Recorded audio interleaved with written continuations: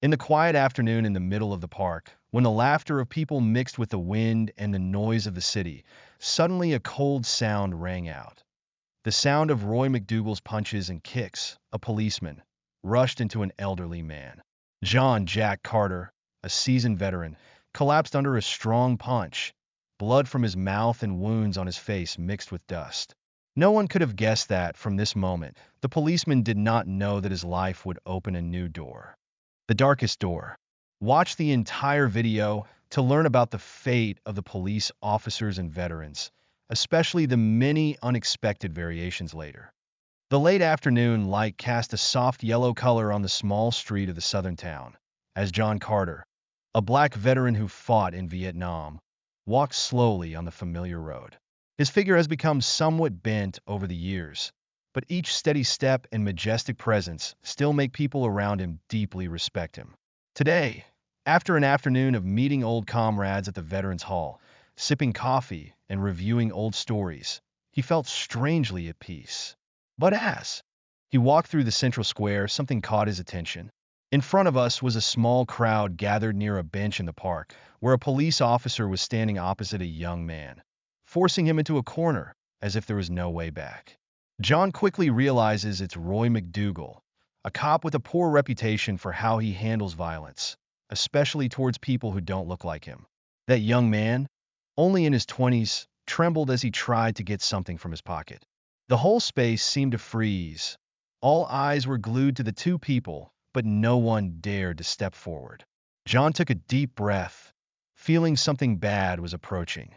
He decided to move forward, breaking that tense atmosphere.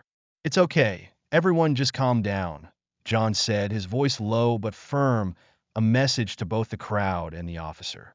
Roy turned around, his eyes narrowed as if dissatisfied when he saw John interjecting. "This is none of your business, Carter," he insisted, his voice sharp, but John just looked at the young man silently. The young boy finally pulled out the identification card, tremblingly handed it to Roy. But Roy snatched it roughly and stuffed it into his pocket without even looking at it. John, still calm, replied, "I was just passing by and saw that nothing was wrong here." Roy became even more frustrated, his jaw clenched, as if he was just waiting for a reason to vent his anger. He took a step toward John, trying to use intimidation to make him retreat. But John, a man who had faced real danger in war, did not flinch. "I've seen many scenes like this," John said, his voice deep but firm, "and I know when things are about to go bad." Roy, feeling challenged in front of the crowd, turned red with anger. John still stood there calmly, like a monument of resilience and justice, making it unbearable for Roy. All around, the crowd began to stir.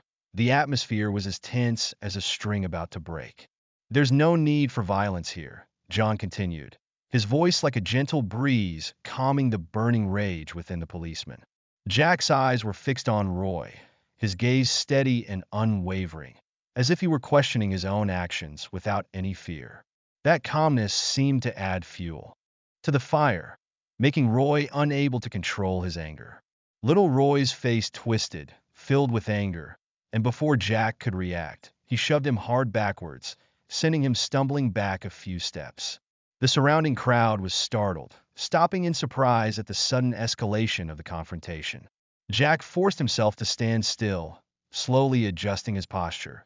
The familiar throbbing pain from the joints of old age began to arise. Years of patience and endurance have taught him that sometimes stepping back is the only way to stay calm.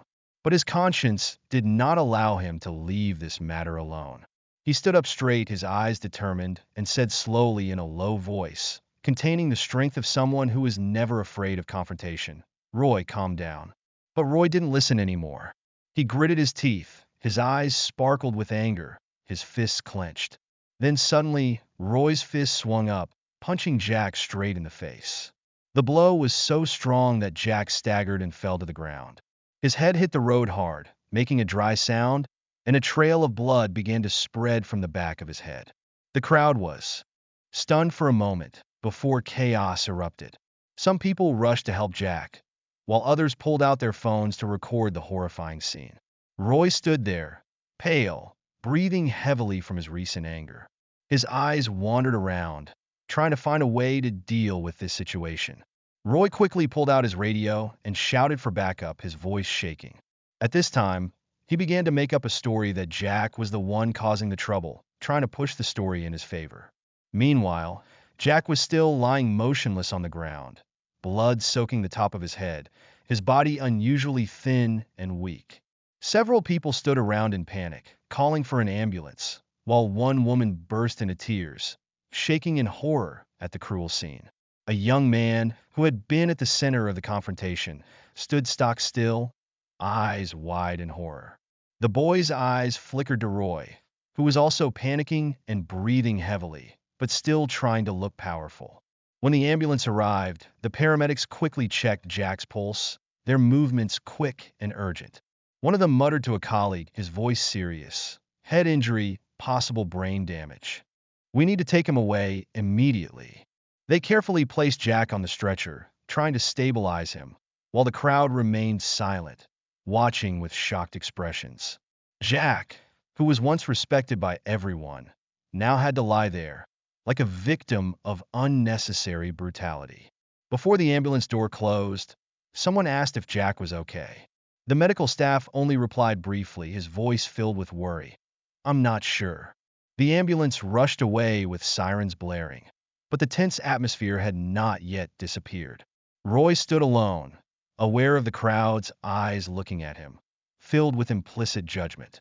His chest tightened, his fists clenched, but there was nothing he could do but stand there, feeling the weight of responsibility weighing on him. Suddenly, a man stepped forward, his voice calm but clear. "It wasn't self-defense, Roy. We all saw what you did." Roy stiffened, his eyes glanced over the man, then looked around the crowd. The whispers began to grow louder. Accusations filled the air, though no one was brave enough to speak up yet. A sense of isolation and truth surrounds Roy, and he realizes the consequences of what he has done may be greater than anything he ever imagined. Roy tried to restrain the screaming crowd, but his power, once an undeniable force, was slowly slipping away. He shouted loudly, hoping the crowd would listen, but the people around him no longer paid attention to his words. People continued to record videos with their phones, sharp images of evidence that Roy knew would be a serious threat. He felt his stomach twist, realizing that things were getting out of control. He turned around, taking short, anxious steps, thinking about his next move to control the situation before more police arrived. But when the sheriff appeared a few minutes later, Roy quickly spoke first, trying to take the initiative. "Things are out of your control, Sheriff. That guy rushed in while I was interrogating the child. It was aggressive, and I had no choice but to defend myself." The sheriff, a seasoned and experienced man with gray hair, just looked at Roy in silence, his eyes flickering to the blood on the sidewalk where Jack had fallen. The sheriff sighed and said in a whisper, but coldly, just loud enough for Roy to hear, "I don't care what your reason is, McDougal. Things have become too messy. You should hope that my story can save you." The sheriff ordered one of the other officers to disperse the crowd, and Roy could only stand there, breaking out in a cold sweat as he sensed the difficult situation he was facing. But this time is far different from the small arrests that have happened in the past. This is a serious incident, a mistake that he never thought of. News of the incident spread like wildfire. Videos of the event were shared on social networks, and the whole town became angry. The words "Justice for Jack" were hastily scrawled on cardboard signs as crowds gathered in the town square, demanding concrete action from the authorities. Rumors about the police using violence, which was a dull fear in people's hearts, have now turned into cries of outrage. At the hospital, Jack Carter lay unconscious on the hospital bed, his body unresponsive, and his future became uncertain.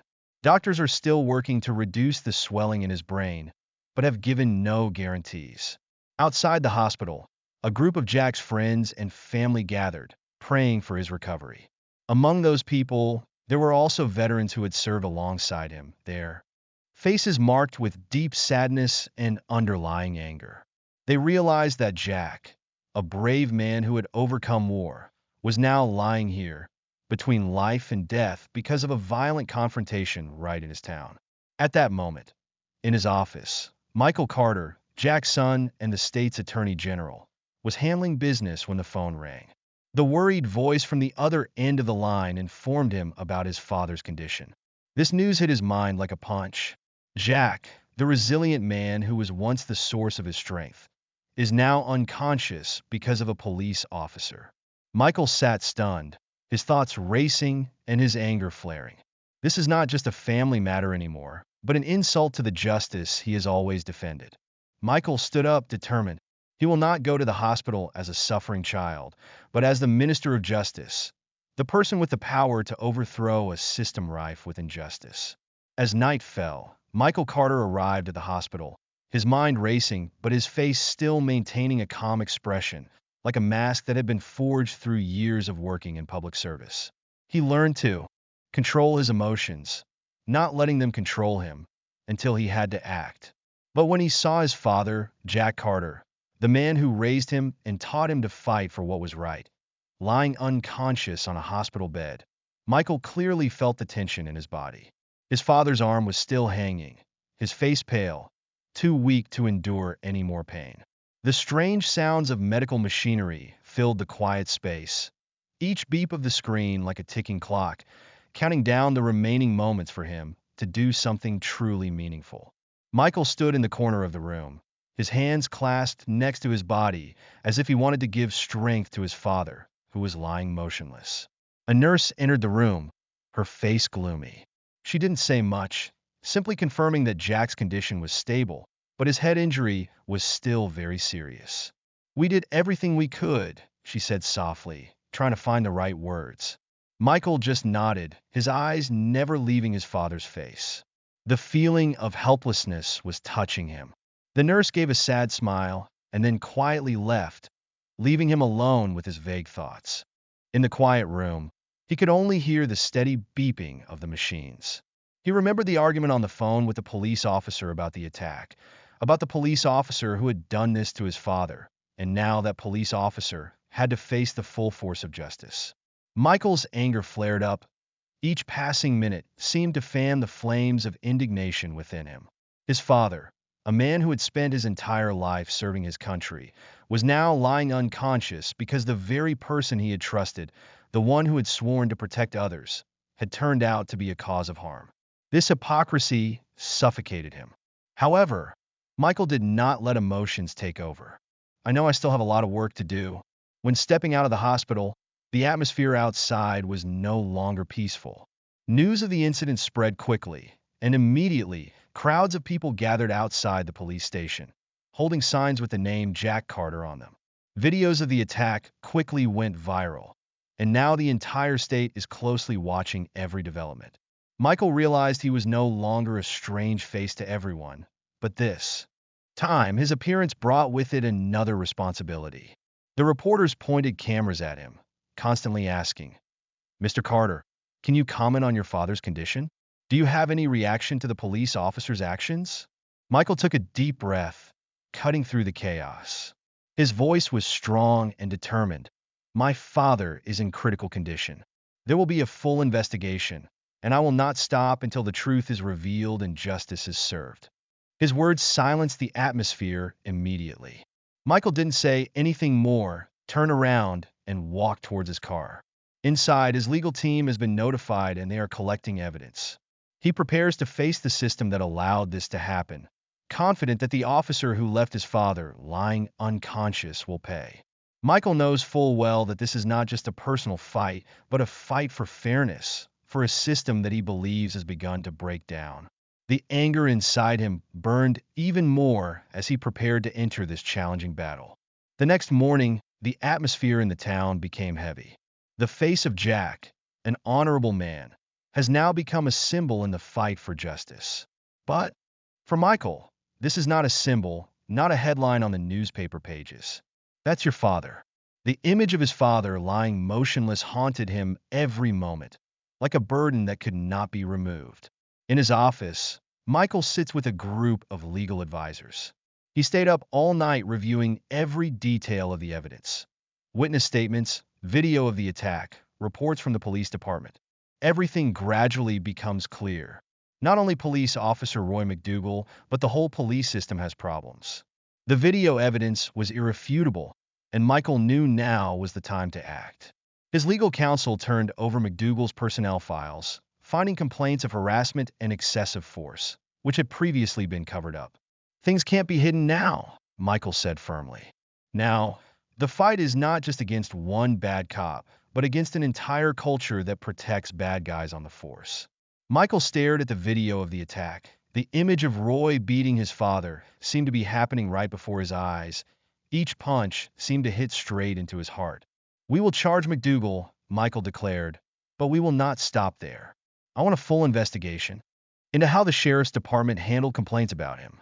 If there is corruption, we will expose it, and whoever protects him will be held accountable." The whole group nodded.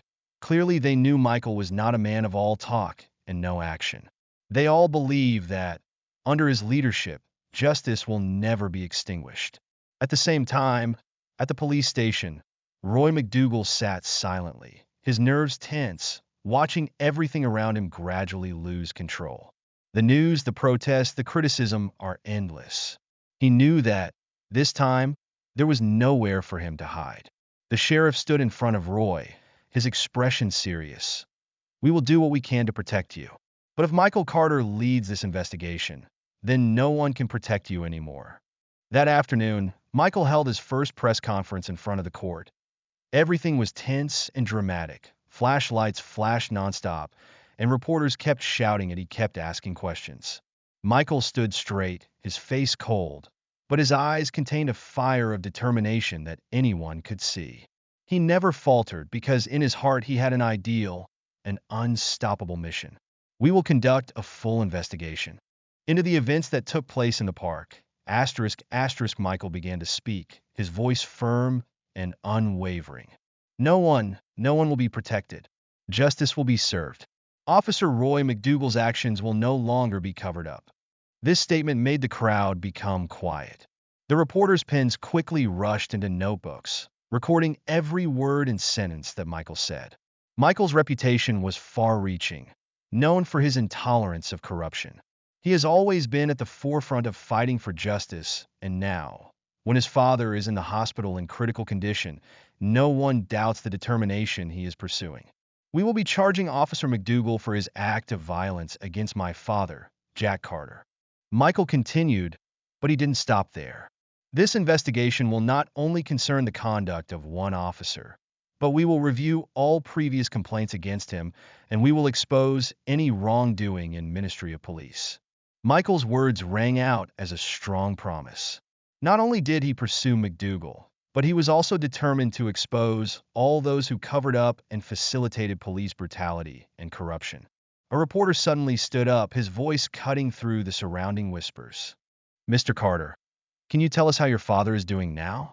Any news?" Michael's eyes changed slightly. Emotions flashed by, but only for a moment before he regained his composure. "My father is still in critical condition," he replied in a soft voice. "We remain hopeful, but we are prepared for every eventuality." There was silence for a moment. No one spoke. The reporters exchanged glances. They could feel the pain Michael was carrying, but also saw his unshakable determination.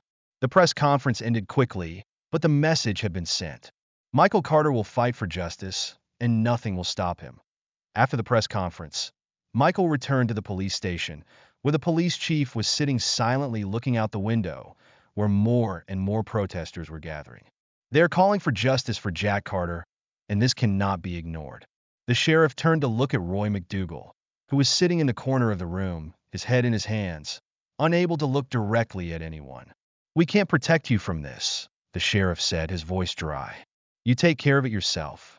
Roy didn't answer. His mind was spinning, the protesters' chants outside were like a pressure weighing on his heart. But he knew that, even if he wanted to run away, things were now out of control. Michael Carter sits at his office desk, the light from the computer screen reflecting off his face as he looks back at the files before him. Many days have passed since the assault on his father, and although Michael's team has made a lot of progress in the investigation, the pressure from the case is getting heavier. He couldn't sleep. Every time he closed his eyes, he saw his father lying motionless in the hospital, medical equipment keeping him alive. "We have new evidence," his phone suddenly rang. one of your investigators. We've been investigating deep into McDougal's past. It's worse than we thought."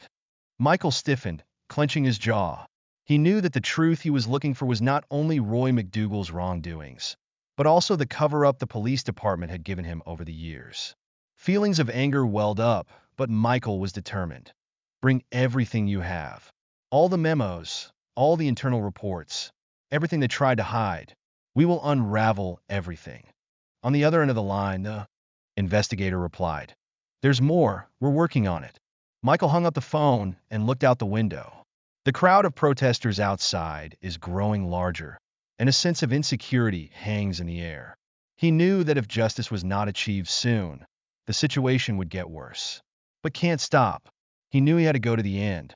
Although Michael is always cautious and rational in every action, the conflict in his heart is increasing. This is not just a case, this is a personal battle.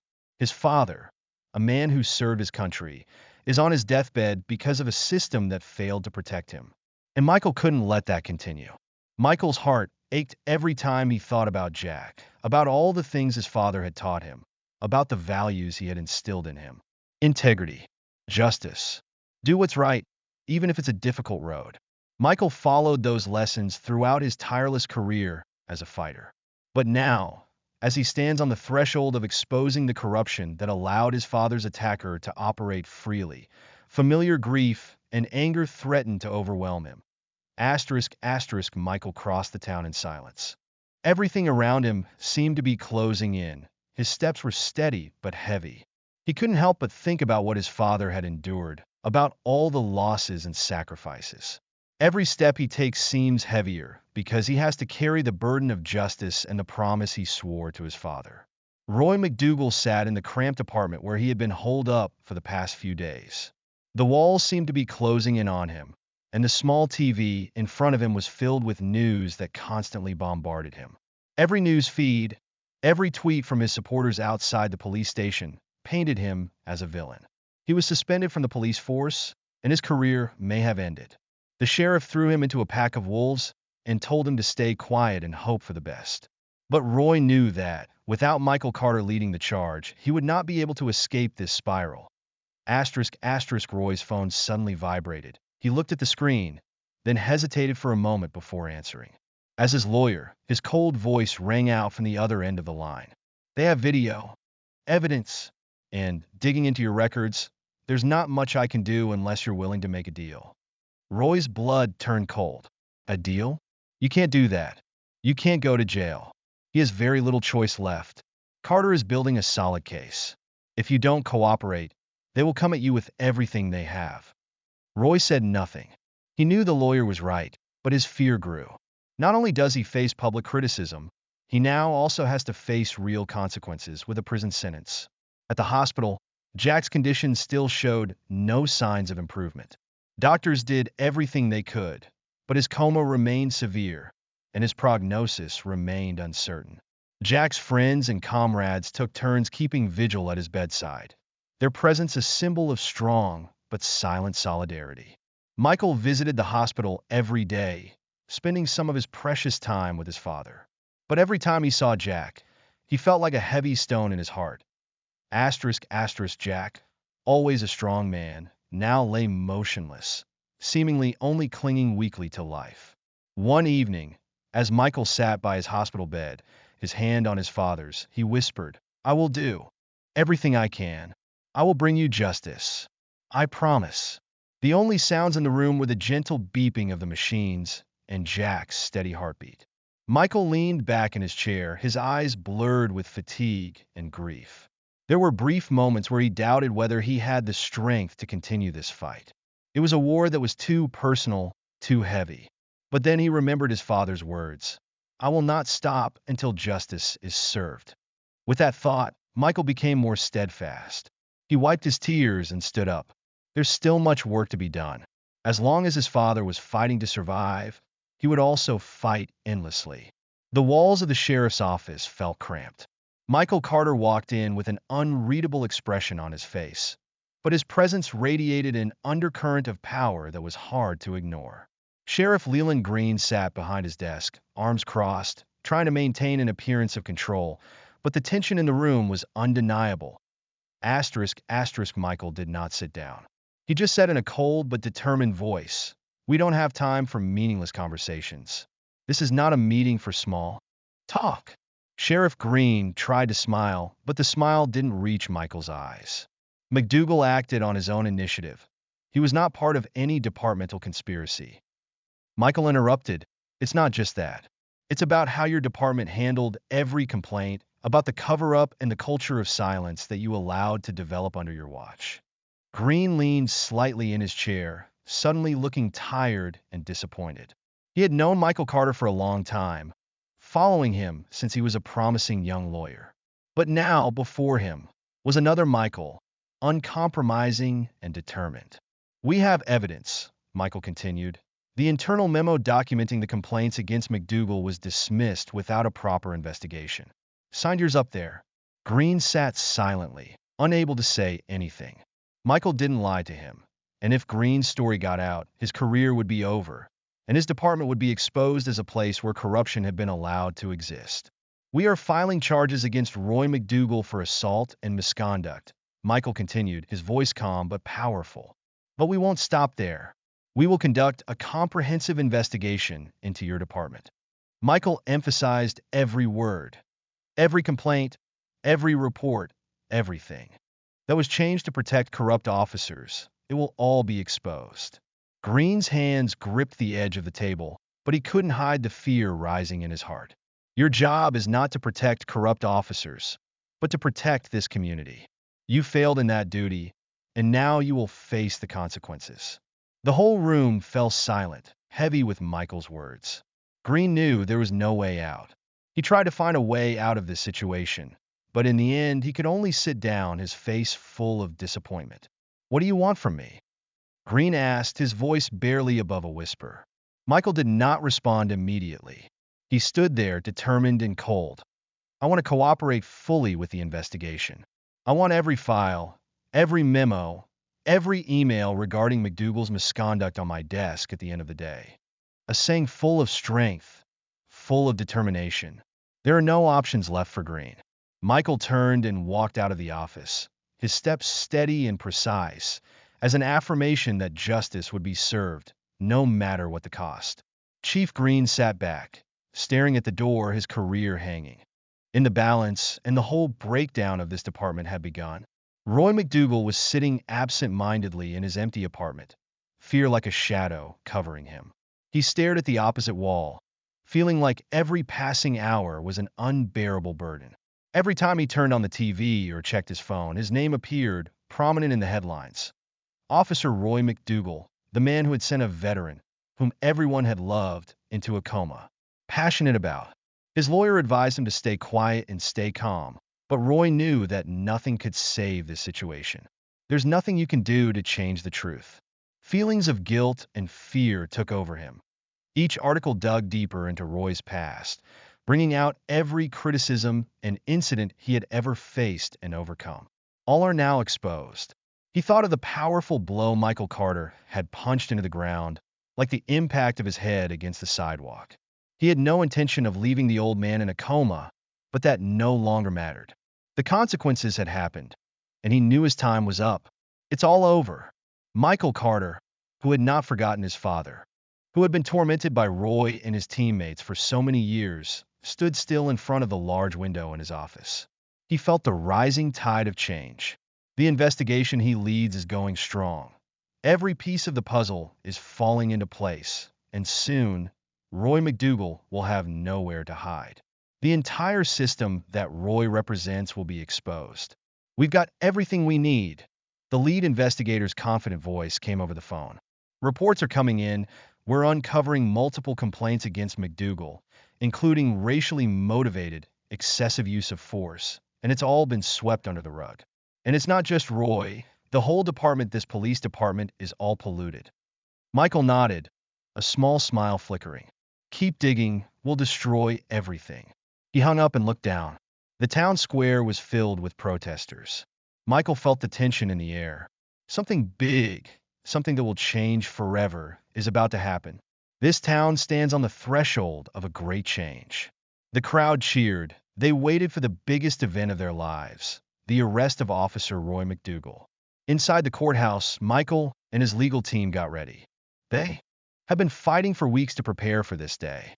Every lie, every hidden report, it all comes to light. So, today will be the day justice is served. Michael looked at the thick stack of documents in front of him.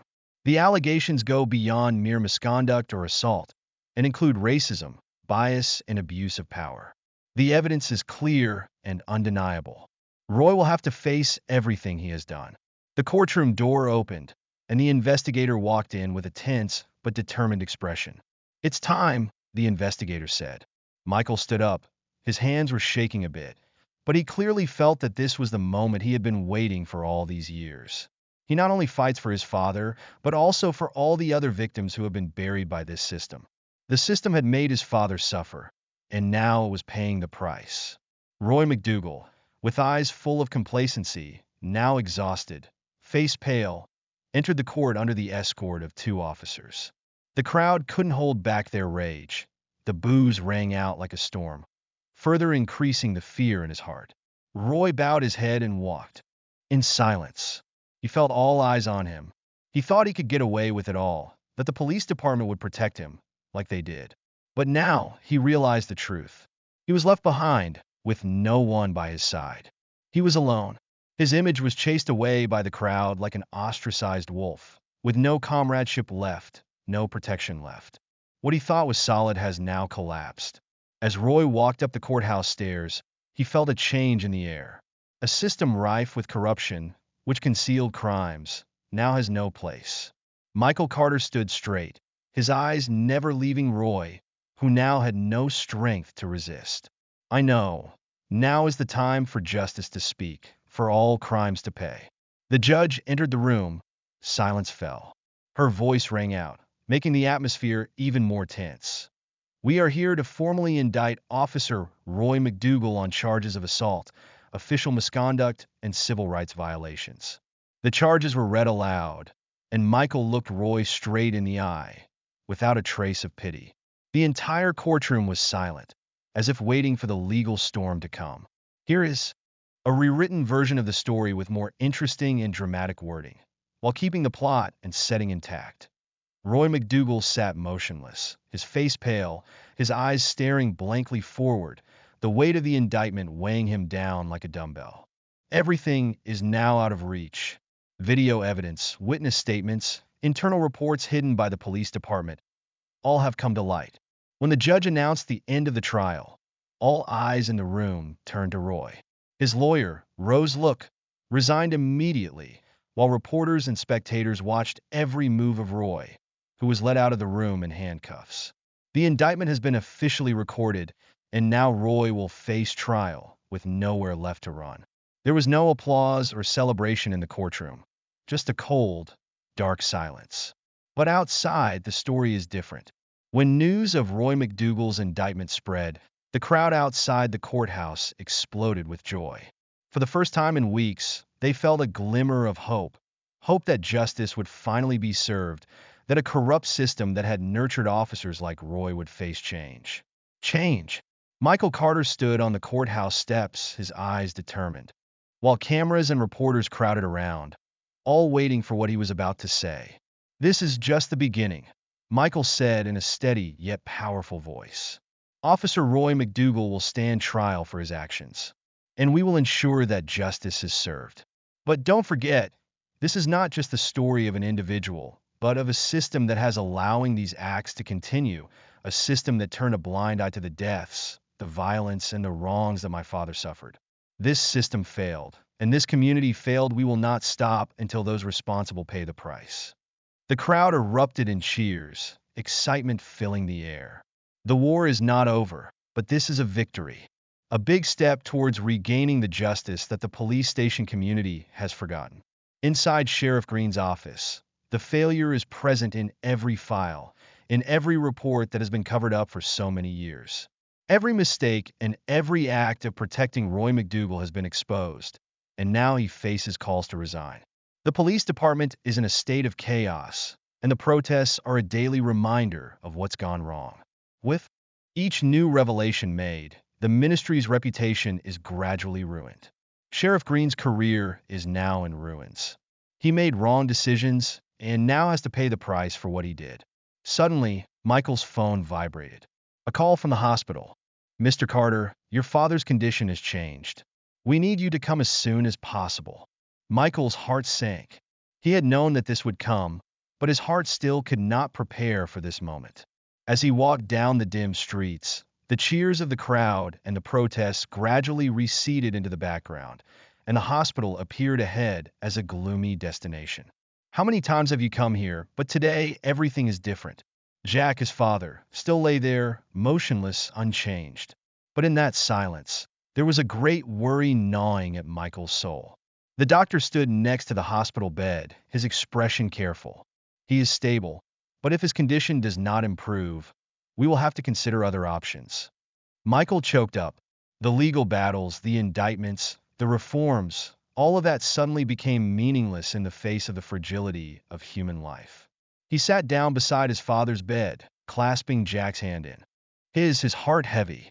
I'm still fighting for you, Dad. We're demanding justice. But I need you back. I need you here. The machine's beeping was still steady, but in this moment, it seemed all Michael could feel was emptiness. Outside, Roy McDougal's indictment is still spreading throughout town. The protest took place again, but this time the crowd was no longer just screaming. They are full of hope. Faith in change begins to rekindle. Roy's trial has been scheduled, and Michael knows that this is only the beginning. But for him, an indictment is not enough. He will not stop until the truth is completely exposed. In the following days, Michael's team continued digging into the police department's records, uncovering systematic cover-ups of police misconduct, assaults, racism, and violence goes unaddressed. The culture of silence and complicity has existed for too long. Michael cannot stand still, and now is the time to act. Day after day, the protests are getting bigger and bigger. The calls for change are constantly ringing out. Police Chief Green, finally unable to stand the pressure, announced his resignation. The community won. That's the sign of real change, and Michael Carter will never stop until things are fixed. Below is a rewritten story, keeping the plot and context intact, using more attractive, dramatic, and emotional words, and changing the character names according to your request. As Michael Carter stood firmly on the courthouse steps, his eyes never left the crowd waiting for each word to be spoken. He opened his mouth, his voice calm but decisive, like an unbreakable promise. Roy has been indicted. The police chief has resigned, and the department's investigation is still ongoing. But we know there is still a long road ahead. This is just a first step. He stopped for a moment, took a deep breath.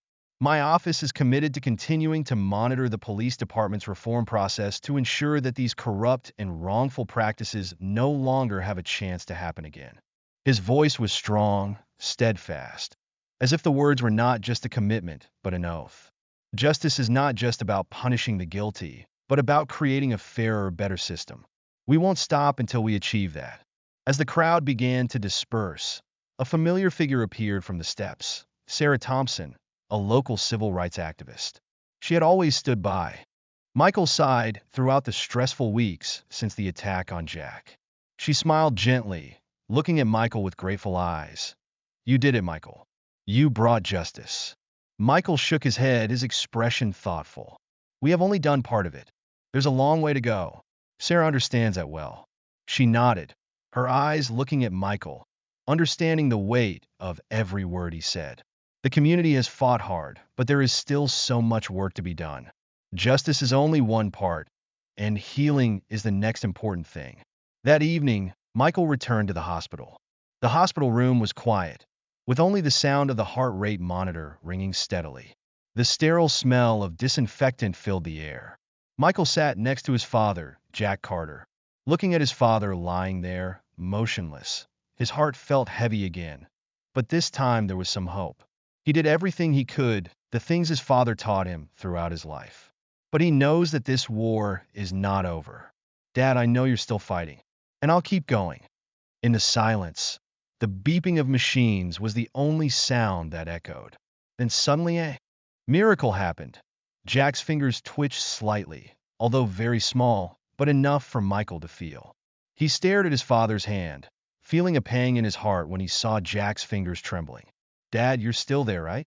Michael whispered, his heart beating faster.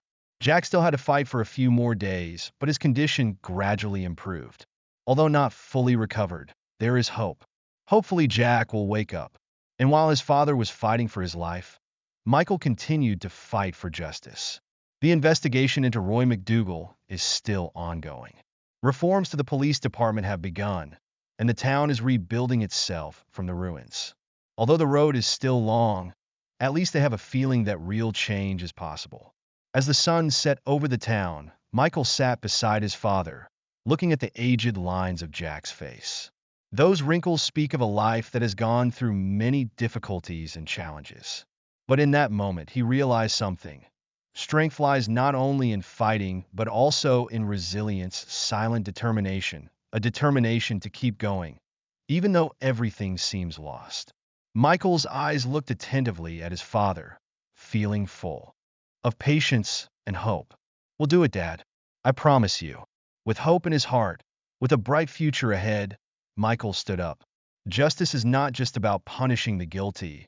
It is about healing, about creating a world where people like his father can live without fear. The road ahead remains difficult, but Michael Carter is confident they are on the right track.